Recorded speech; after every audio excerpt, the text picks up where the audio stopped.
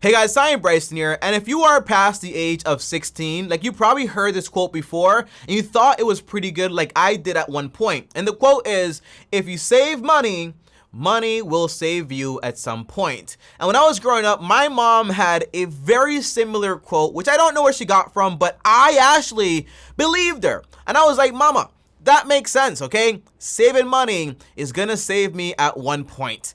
And then I grew up, and I learned about the Treasury, I learned about the Fed, and I was like, wait, so you're telling me they can just basically print more money as much as they want to? And they were like, yeah. And I was like, well, that doesn't sound so bad. Well, Tommy, it is bad because more money in circulation means that more money is going after the same goods, which means your money now is less valuable because also inflation. And then I was like, well, I don't care because I'm just gonna leave my money in my high yield savings. So, at one point, you could have gotten like 6%, 8% on a savings account. Remember those days? I don't, because I wasn't born, okay? But the idea is today, try that. Try going to Chase or Wells Fargo or BOA and say, hey, can I get 6% on my savings account? They'll be like, are you stupid? We're going to give you 0.01%. Now, what does that mean?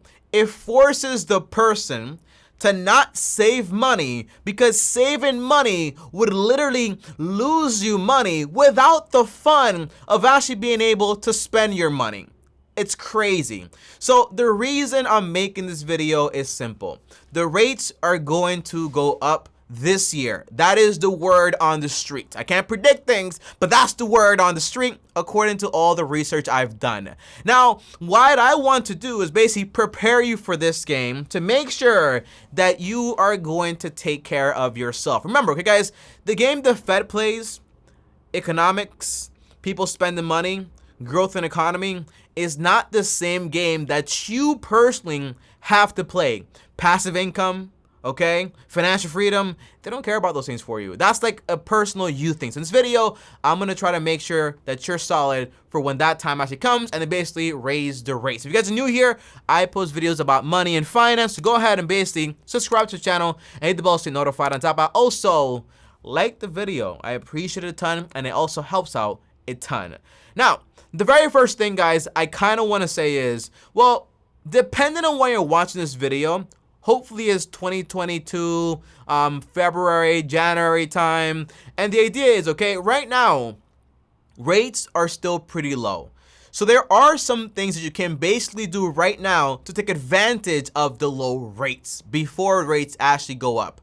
The first thing is, okay, if you wanted to, if you have a mortgage, I know people out there, my aunt, till this day, still has a 6% mortgage, which is crazy. It's insanity to me, okay? So if you have a high rate on your mortgage, potentially go ahead and refinance. Now, before I do that, I would go on Google and type in refinance calculator. Don't worry, I put the link down below in the description. That way, if you want to click it and use the one I use, which is basically called bank rates, you can basically use it. Now, this means, for example, if you have 6% or 5% versus getting a new one at 3% or 2.8%, it might make sense to actually refinance, but it might also not make sense to refinance. Because remember, refinancing is not free. There are points, there are lawyer fees, there are appraisals, there's insurance, there's a bunch of different things you basically want to add in there to make sure it is actually worth the money to go about basically refinancing. On top of that, you could always refinance your private student loan debt. Meaning, if you have student loan debt that's not federal, and you're actually being charged interest right now, and it's at a high rate, but you have a good credit score and the rates are also pretty low, and you could go out there and basically get a promotion and lower it by a few percentages, it might be worth it to go ahead and refinance your student loan debt. Third, you can actually go out there and start paying off your debt. So yeah, if your debts in some way have started, for example, well, pause completely on some interest like student loan debts. Now, the third thing you can basically do is start paying off your debt, okay? Now, a lot of people they hear, I'm not paying interest, so why make payments? Because usually when there is interest, whenever you make a payment, most of the money goes towards interest, not towards capital. So if interest rates are low right now, whether it's on your credit card, whether it's on your student loan debt, if you're at 0% or whatever it is, take advantage right now and start paying for those things right now. That way you can basically save a bunch of money.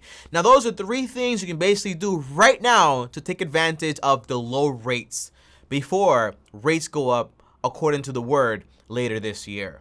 Now, here's the next problem, guys, okay? Because if you're financially savvy, you're responsible, you make a good amount of money, most likely when you minus your expenses from your income, you have some money left over. So the question becomes, what do I do with my extra surplus of cash? Because if, I'm not getting paid anything, inflation is running rampant, not crazy rampant, like around 7% right now, what do I do? Okay, do I save it? What do I do? Well, the first thing is, here's what you don't do. First of all, you don't get a CD. Some people love the idea of getting a certified deposit with a bank and saying, I'm going to lock in this interest rate at 2% for the next year or 2 years, and I'm going to do just fine. The answer is, if inflation is 5-7% and you're getting 2%, you're still losing money. And you're also locked in. There's also penalties. And if you need the money, you can't get it. Only person wins with that is the bank, not you. Second thing is, okay, you don't put the money in a high yield savings, meaning if you already have the money that you basically need, but you want to save additional money, don't put that money in a high yield savings, because right now, a high yield is paying you the highest yield I've seen is 0.25%, 0.37%. It's ridiculous, okay? Even Chase is paying 0.01%, ridiculous. 10,000 gives you $1 or $10 a year. What type of deal is that? I'll tell you what type of deal it is. It's a deal with the I'm not even gonna say the word, but it's a bad deal. Let's just say that. And lastly, don't put money under your mattress. When I show you this money, this is not real money. Obviously, I won't keep this much money around me. You put the money where it needs to be. Don't put it under your mattress. So, what do you actually do? Or here's what you're supposed to actually do with your money. See, the do thing. I like jokes. Joking around is my thing. I'm a comedian. I'm like Kevin Hart. But no, here is what you do want to do here, okay? First thing is, okay, yes, you should have some money in cash, but the money should have a job. What's the job? The job should be 3 to 6 months worth of emergencies. So meaning, if you know what your monthly expenses basically are, multiply them by 3 or 6 months, and boom, you know exactly how much you need in your emergency account. Keep it in a separate account. Why do you want this money? Because at some point, the stuff is gonna hit the fan, and when it does, you want to make sure you have money. So that means, hey, lost my job, broke my car, broke a leg, wife left me, husband left me, kids just left the house. Crazy, I know, they're 5 years old. But when things go wrong, you have that money on the side so you don't have to depend on anyone. Second thing is, you want to invest the extra money into an investment account. My game is index funds and ETFs, the boring stuff. But if your game is hey, I actually want to do, for example, this asset and this stock. If you know what you're doing and you understand it, the whole point is put your money into a diversified portfolio. So this way, when things go wrong, you're not going to be left out naked. Here's what I mean exactly. If you put your money into, for example, the portfolio I use, I make 8 to 10% or 12% on average every single year. So if inflation is 3% or 4% or 5%, I'm still making more than that. So I'm still gaining more value, and compound interest is going to make me wealthy in the end. That's the idea. And on top of that, because I'm diversified, not just in the US, but also internationally, also into real estate, also, for example, into smaller companies, also into some emerging markets, kind of risky, but it's worth actually investing into them, in a small percentage amount. The answer is, if things go down in the US, I'm still good because I'm covered all over the place. Diversification is awesome. Benefit is, when things go wrong, you're not going to be left out naked.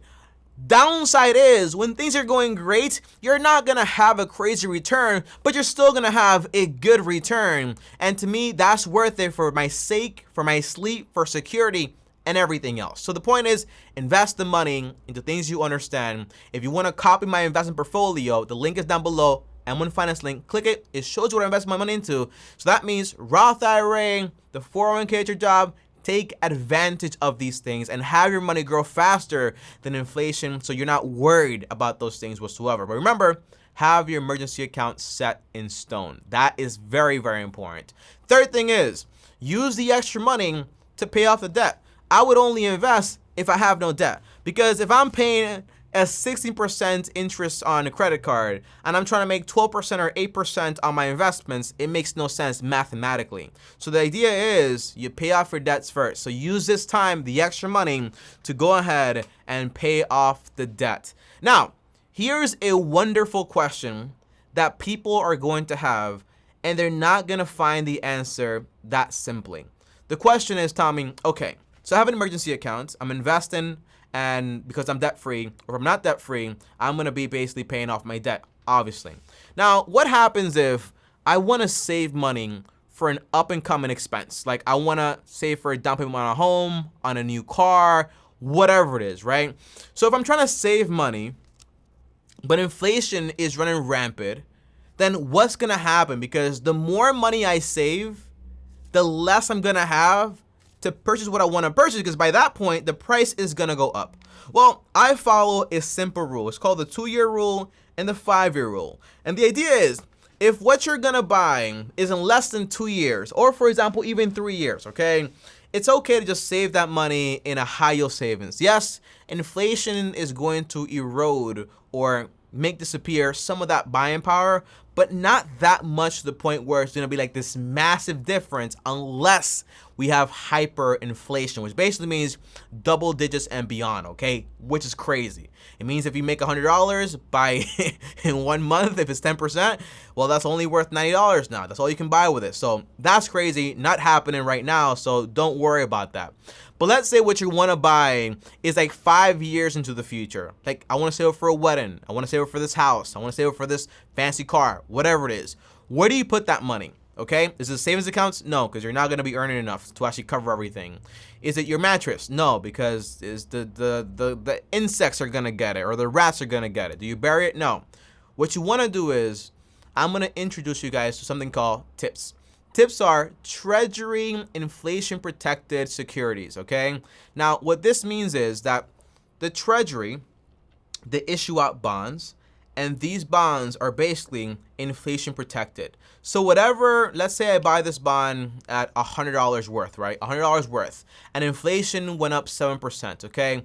The value is going to adjust by 7%, so that way I make the 7%. So I keep the same amount of buying power, but I'm not taking on any crazy risk, because the only way I lose money is if the Treasury goes down and the US government goes down, and at that point, nothing really matters, okay? So likelihood is not that great. That's actually going to happen. But the idea is, by doing TIPS, or Treasury inflation protected bonds or securities, you're going to be better off, okay? Meaning I can save that money there for the next 5-10 years, which is crazy. Like, what are you saving for, right? But like 5 years, 3 years, you can save that money there.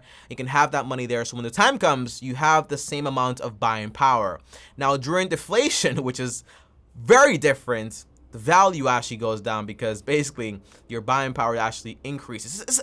It gets complicated, but TIPS are going to help you. Now, where do you buy them at? You buy them at Treasury Direct, and they're issued out, I think, April, August, October, and December. So you got to be on there. You can only basically buy in $100 increments. So when you do buy, and yes, you're actually able to sell before maturity. So you can actually buy a 5-year term, a 10-year term, a 30-year term. Meaning, for example, I think not 30 years, but 5 and 10 years, I'm very sure about. But that means that if I buy this, I just wait until maturity, I can basically, boom, get my money back, or I can sell before then and get my money back also. It's a great way to protect yourself against inflation. Another way is just by putting your money into a diversified bond portfolio. And that way you have like a lot of security, but don't expect any growth whatsoever. That's the idea. That's a great way to protect yourself against inflation if inflation does become a problem. All right, guys? Hopefully this video helped you, and hopefully remember this quote, right? Money, what is it? My mom used to say, saving money will save you. More like saving money will kill your money because of inflation, okay? And opportunity cost and compound interest. Like, a lot longer quote, but a lot better in my opinion. I'll see you guys next time. Thanks for watching. Like, subscribe, hit the bell to get notified. Comment down below any questions you actually have. On top of that, like, subscribe, DM me on Instagram, TommyBryson. If you want to call me directly, the link is down below to call me for free. On top of that, more content here. My face is here. Click there, and peace out. Long-term team officially out.